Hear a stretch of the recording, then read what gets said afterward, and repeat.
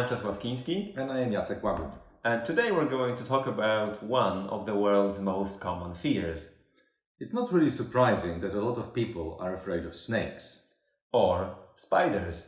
What is a bit unusual, though, is that some people, actually quite a big number of people, are afraid of mirrors.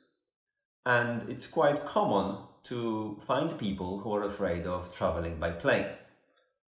But one of the most common fears that some people might find quite unusual is the fact that a lot of us are afraid of public speaking. And that's why today we're going to talk about how to prepare for this, because we think that getting prepared is probably the best way to overcome your fears. So we're going to show you how to speak and what to say. So let's watch a video of two teenagers who are going to present in what way you're supposed to talk. And we have a little task for you. While you watch the video, please decide in which order the following appear and make a note of what the speakers say about each of them.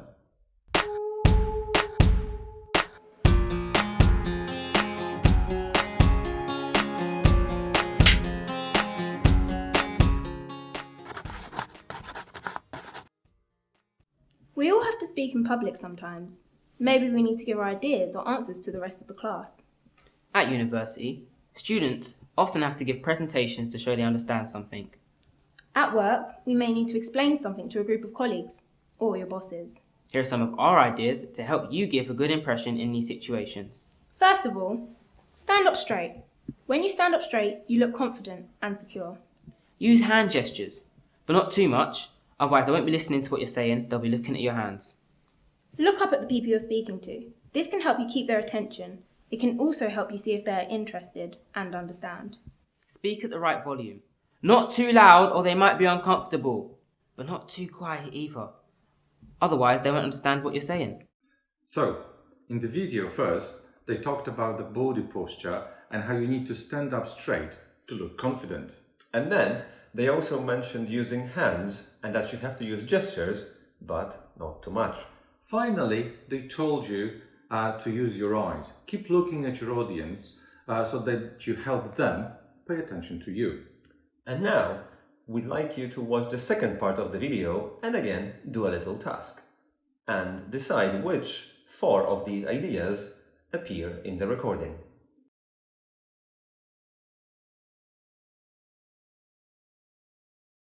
Speak fluently. This means don't stop all the time.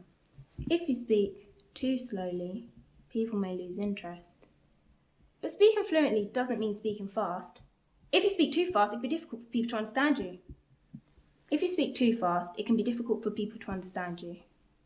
Use intonation and stress to make yourself sound more interesting. If you speak like this, with no ups and downs, you can be seen as uninterested or uninteresting.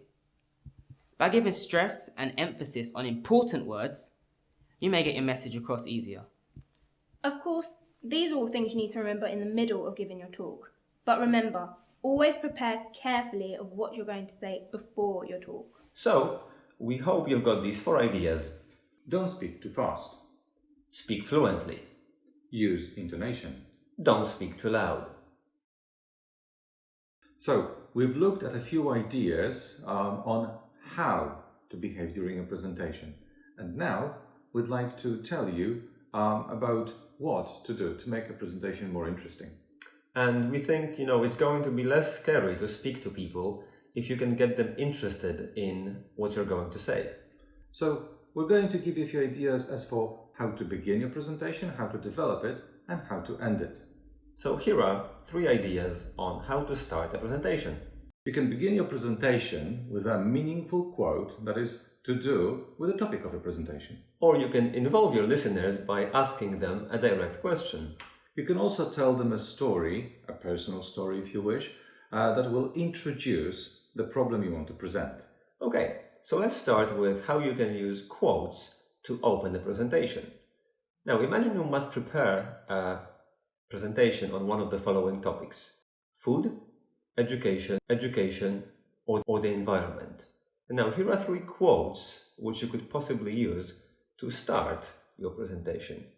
Now we have some time, and please match the quotes with the topics.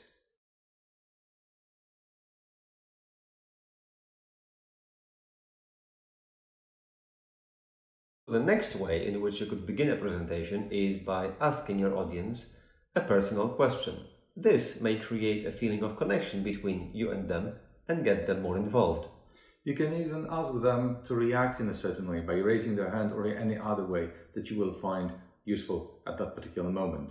And now, once again, we have a little task for you. Please take a look at 3 different questions which you could use to start a presentation and match the questions with the pictures that represent our topics.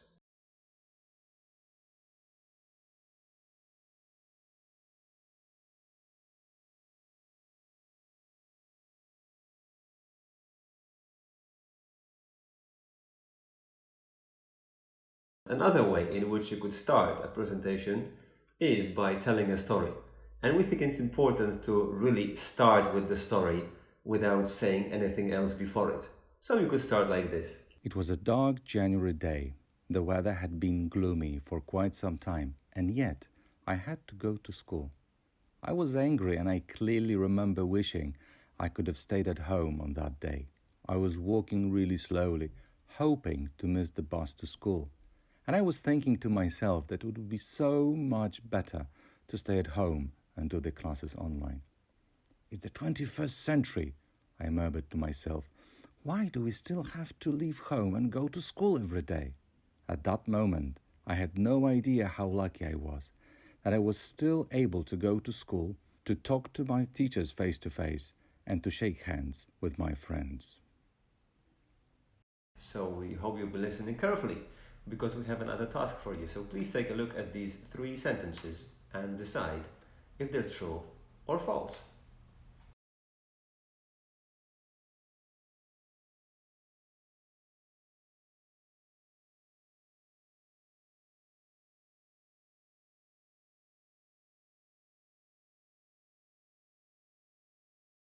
Alright, so we've looked at 3 ways in which you can begin a presentation, and now we'll give you one important piece of advice on how you can go on with the main part and develop your presentation.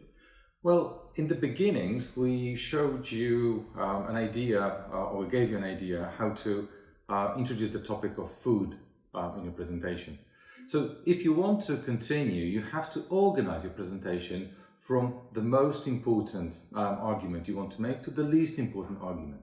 If you want to talk about how food can be good for you, you might start with telling everyone how healthy food keeps you fit and energetic. Then you may, outline the idea that eating together with your family and friends helps you feel happy. And finally, you may talk about different kinds of food that keep you happier and more relaxed because of the chemicals they contain, like for example, chocolate. Okay, so once again, whatever the subject of your presentation is, we think it's always a good idea to start with the strongest arguments first and then move to your other arguments, or perhaps start with something that's the most important thing and then move on to the less important things, or start with a description of the general picture and then move on to the details. So now, let's talk about the endings. We think it's a really good idea if your ending is somehow connected with your beginning, because it shows that what you wanted to say was really well planned. So if you started your presentation with a quote, you can end with relating the quote to your audience and the present situation. And if you started with the question, you can go back to this question and perhaps offer some kind of answer. And finally, if you started with the story, you can finish the story and comment on its meaning. So let's take a look at the first way in which you could finish a presentation. If you started with the quote, you can add something to it. Only when the last tree has died will we realize that we cannot eat money. So I hope you think twice before you print your next document. And if your opening quote was "anything is good if it's made of chocolate," you can follow that with the words, "or is it? Maybe there are other things good for you."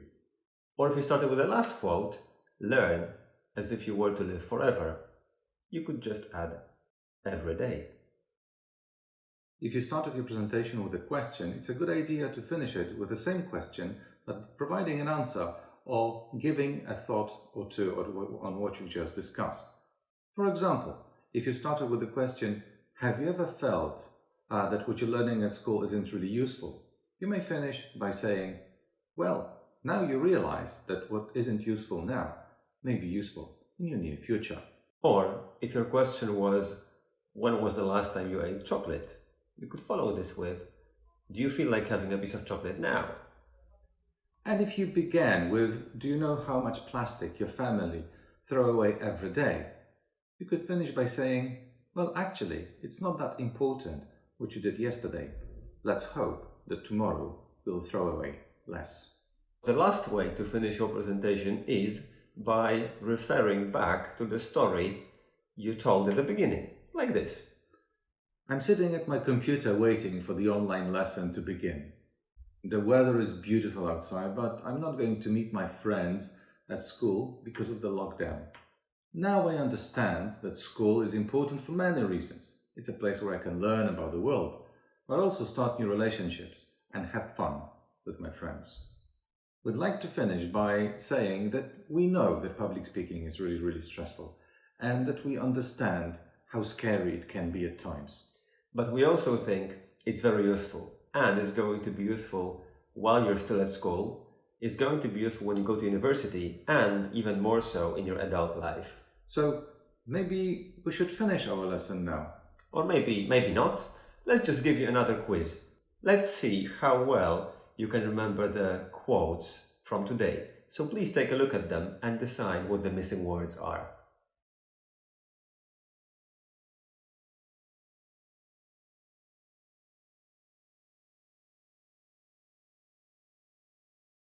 And now it's time for the real end of our lesson. We hope that your next presentation is not going to be scary at all. Or actually, that it can even be lots of fun for you. Thank you. Bye! Bye.